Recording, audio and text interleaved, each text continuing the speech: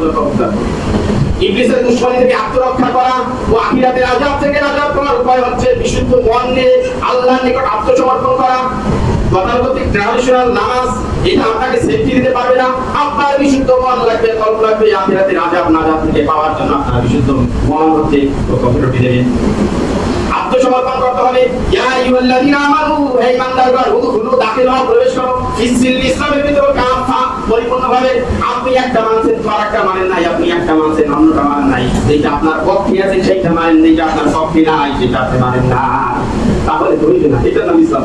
ইসলাম হচ্ছে আপনি আত্মসমর্পণ করলেন, সারেন্ডার করেছেন, আমি ইসলামের বাইরে যেতে পারি না, আমার সব কিছু যাবতীয় যা কিছু আমি ইসলামের উপরে চলবো, অবিচল থাকবো, যা কিছু আমার উপরে আসুক না কেন, সেটা নাম ইসলাম। ইসলাম শব্দের অর্থই হচ্ছে আত্মসমর্পণ করা, মুখস্থ করে। আমরা তো খালি কই ইসলাম ধর্ম, আমার ধর্ম নাম কি ইসলাম ধর্ম, ওই যে জাতীয়তাবাদী ন্যাশনালিটি আমরা তৈরি করেছি ইসলাম ধর্ম। হ্যাঁ,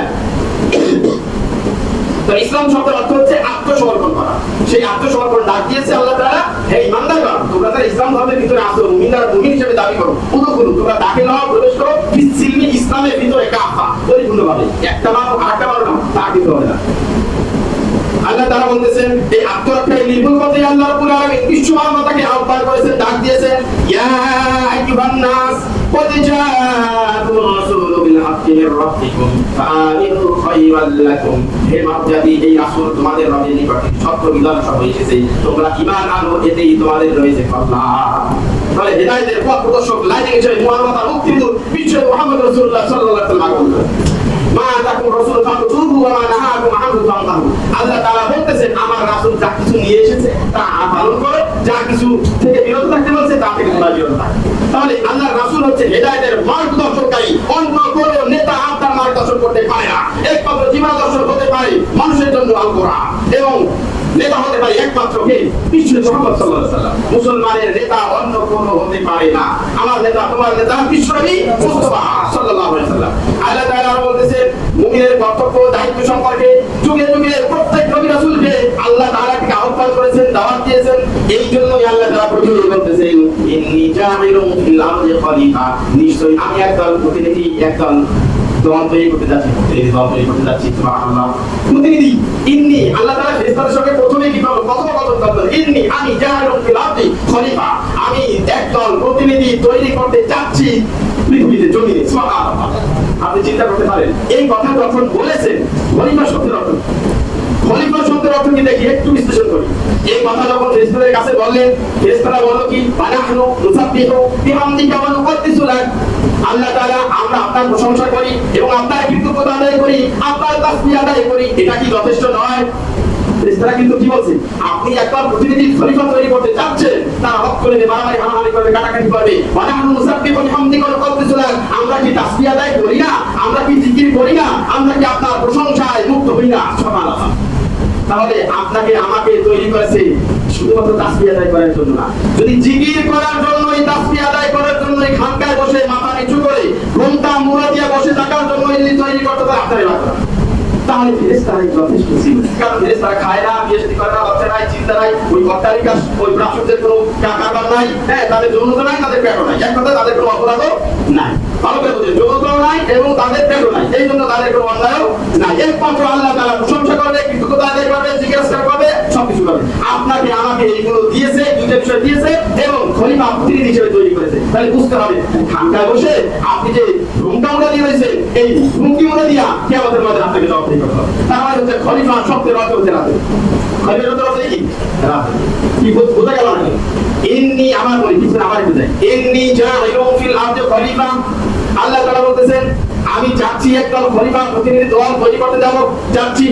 ফেরেশতারা কি বলল? বানাহনু, আমরা নুসাব্বিহু, তাসবিহ আদায় করি, বিহামদিকা, প্রশংসা করি, ওয়া নাহনু নুসাব্বিহু বিহামদিকা ওয়া নুকদ্দিসু লাক, এবং আপনার তাসবিহ, প্রশংসা এবং মশগুল থাকি, আমরাই তো আপনার যথেষ্ট নয় কি? মানে জিজ্ঞাসা তো আমরাই করি, আপনি আবার একদল তৈরি করতে যাচ্ছেন প্রতিনিধি। তখন আল্লাহ তাআলা কি বললেন? আল্লাহ তাআলা বলতেছেন ইন্নী আ'লামু মা লা তা'লামুন, হে ফেরেশতারা আমি যা জানি তোমরা তা জানো না। তাসবিহ আদায় করার জন্য সুযোগবাদীতে কাজ হবে না, সুযোগবাদী কাজ হবে না। শুধু আপনাকে ইবাদত করার জন্যই পাঠানো হয়েছে, তাহলে আপনার লাগতো না। আর যে একদিন মিরাজের কথা বললাম না, মিরাজে আপনার বাইতুল মামুর নামে একটা মসজিদ রয়েছে, প্রতি প্রতিনিয়ত 70,000 ফেরেশতা আসে আল্লাহর জিকির তাসবিহ আদায় করে, তাওয়াফ করে, জিয়ারত করে, মুক্ত থাকে। 70,000 ফেরেশতা চলে যায়, পরের দিন আবার 70,000 ফেরেশতা আবার আসে। এইভাবে প্রতিনিয়ত শুরু থেকে এই পর্যন্ত আসে, চলমান থাকবে, কিয়ামত পর্যন্ত থাকবে। যেই 70,000 ফেরেশতা আজকে আসছে, কিয়ামত পর্যন্ত সেই 70,000 ফেরেশতা আর সুযোগ পাবে না। তাহলে আপনি চিন্তা করে আল্লাহ তাআলা কত ফেরেশতা তৈরি করেছে তার তাসবিহ আদায় করার জন্য, জিকির করার জন্য। আপনাকে তাসবিহ খালি জিকির আদায় করার জন্যই তৈরি করে নাই, বুঝছেন বলে। তাহলে এই খলিফা শব্দের অর্থ আল্লাহ তাআলা বলতে চেয়েছে কি? কয়টা অর্থ দ্বারা? তার মধ্যে একটা হচ্ছে রাজনীতি, যে স্পষ্ট ভাষা বলে রাজনীতি, ইসলামিক রাজনীতি এটা ফরজ, আকিমুদ্দিন এটা ফরজ। আকিমুস সালাত যেই কোরআনে বলেছেন, সেই কোরআনে সেই আল্লাহ আকিমুদ্দিন বলেছেন। আপনি আকিমুস সালাত মানবেন, আকিমুদ্দিন মানলে তো কেন করা লাগবে? আপনি সেটা মানবেন না কেন? আপনি কি করবেন? আপনি লাগবে দিয়ে আপনি দুনিয়া দাসে দিয়ে আপনি ইসলাম ধর্মে কেন মানেন? আপনি ইসলাম ধর্মে এখন কেমন দাবি করতেছেন? আচ্ছা, তো নূহ আলাইহিস সালাম পৃথিবীতে যখন সর্বপ্রথম মহাপ্লাবন দিয়ে সবকিছু ফয়লাভ করে দিয়েছে আল্লাহ তাআলা, তার তুলে দেখেন আল্লাহ তাআলা নূহ আলাইহিস সালাম সম্পর্কে বলতেছেন, ওয়ালাকাদ আরসালনা নূহান ইলা কওমিহি ইন্নী লাকুম নাযীরুম মুবিন আল্লা তা'বুদু ইল্লাল্লাহ ইন্নী আখাফু আলাইকুম আযাবা ইয়াউমিন আলীম। আমি নূহকে তার কওমের নিকট পাঠালাম, আল্লাহ তাআলা বলতেছেন আমি নূহকে তার কওম, তার সম্প্রদায়, তার দলের নিকট পাঠালাম। সে বলল আমি তোমাদের জন্য সাবধানকারী, আমি তোমাদের জন্য সতর্ককারী, সাবধানকারী। আল্লাহ ছাড়া আর কারো ইবাদত করো না, অন্যথায় আমি আশঙ্কা করছি তোমাদের উপর কষ্টদায়ক আযাব এসে পড়বে। আল্লাহু আকবার। তাহলে এটা কি রাজনীতি ডাক না? সে রাজনীতি ডাক দিয়েছে যে আমি তোমাদেরকে আহ্বান করতেছি যে আল্লাহ তোমাদেরকে সৃষ্টি করেছে সেই আল্লাহর ইবাদত করো, ইল্লাল্লাহ তা তিনি ব্যতীত আর কোনো কারো ইবাদত করো না। এটাই রাজনীতি ডাক। আপনি রাজনীতি অর্থ জানেন, আপনি রাজনীতি বলতে বুঝেনি একজনের ঘর অন্তর করা। আপনি রাজনীতি বলতে বোঝেন গাড়িতে আগুন দেওয়া। আপনি রাজনীতি বলতে বোঝেন নেতা যা বলছে তাই বলা, ব্যক্তির চেয়ে নেতা বলো, নেতার চেয়ে দল বলো। আপনি স্লোগান হচ্ছে এটা। কিন্তু ইসলামিক রাজনীতি এটা বলে আল্লাহ কোরআনের আইন জীবনে বাস্তবায়ন করে পৃথিবীতে বাস্তবায়ন করার মানে হচ্ছে এটাই হচ্ছে ইসলাম। ইব্রাহিম আলাইহিস সালাম কি একই কথা বলতেছেন? ইব্রাহিম আলাইহিস সালাম সর্বপ্রথম দাওয়াত দিয়েছেন তার পিতাকে, তার কওমকে দাওয়াত দিলেন। সূরা মারিয়াম 43 নম্বর আয়াত, ইয়া আবাতি ইন্নী ক্বাদ জাআনি মিনাল ইলমি মা লাম ইয়াতিকা ফাত্তাবি'নি আহদিকা সিরাতান সাবিয়্যা। হে আব্বা জান, আমার প্রাণের আব্বা, আমার নিকট এমন ইলম এসেছে, এমন জ্ঞান এসেছে যা আপনার নিকট আসেনি। আল্লাহু আকবার। আমার নিকট যে ইলম এসেছে, যে জ্ঞান এসেছে তা আপনার নিকট আসেনি। আপনি আমার অনুসরণ করুন। বাবাকে বলতেছেন আপনি আমাকে জন্ম দিয়েছেন, কিন্তু আপনি আমি যেটা জানি সেটা আপনি জানেন না। আমার ভিতরে যে ইলম আল্লাহ তাআলা যে জ্ঞান দিয়েছে সেটা আপনার ভিতরে নাই। অতএব আপনি আমার ইত্তেবা করুন, অনুসরণ করুন। আপনি আমার অনুসরণ করুন, আমি আপনাকে সঠিক মার্গ দর্শনটায় পরিচালিত করে জান্নাত পর্যন্ত নিয়ে যাব। সুবহানাল্লাহ। এই কোরআনের বাহিরে ভাই কিছু নেই।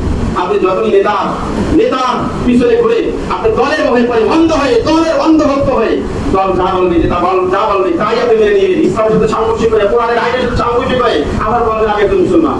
আরে আফসোস, আপনার মতো ঠিক আবু জাহেল বলছিল বদরের যুদ্ধে যখন যায়, সেই বদরের যুদ্ধে যাওয়ার পূর্বে আল্লাহ তাআলার কাছে দোয়া করে আবু জাহেলিয়া বলে, হে আল্লাহ, যেই দলটা সত্যের পথে আছে, ন্যায়ের পথে আছে, ওই দলটাকে তুমি বিজয় করো। আবু জাহেলিয়া দোয়া করতেছে আল্লাহ তাআলার কাছে মুহাম্মদের বিরুদ্ধে। আল্লাহ তাআলা আবু জাহেলিয়া দোয়া করতেছে, আল্লাহ তাআলা মুহাম্মদ সাল্লাল্লাহু আলাইহি ওয়াসাল্লামকে জয়লাভ করেছেন এবং বদরের যুদ্ধে আপনার আবু জাহেল একবার ছয়বার পরপর কাফেরকে কোপাইয়া কুবর হতে ফেলাইছে। দেখেন আমরা আবু জাহেলের দোয়া কিন্তু কবুল। এই হচ্ছে রাজনীতি, ইসলামের রাজনীতির মধ্যে সাবধান। আল্লাহ তাআলা কিয়ামতের ময়দানে যেন জবাব দিতে কাফেররা তাকে না ধরা হয়। আল্লাহ তাআলা আমাদের পরিপূর্ণভাবে ইসলাম বোঝার তৌফিক দান করুন। মানুষের বক্তব্য আজকে আলোচনা বিষয়বস্তু মানুষের কর্তব্য নিয়ে আলোচনা করেছি, সেখান থেকে আলোচনা এখানে চলে এসেছি। আল্লাহ তাআলা আমাদের সকলকে আমল করার তৌফিক দান করুন। ওয়া মা তাওফীক ইল্লা বিল্লাহ।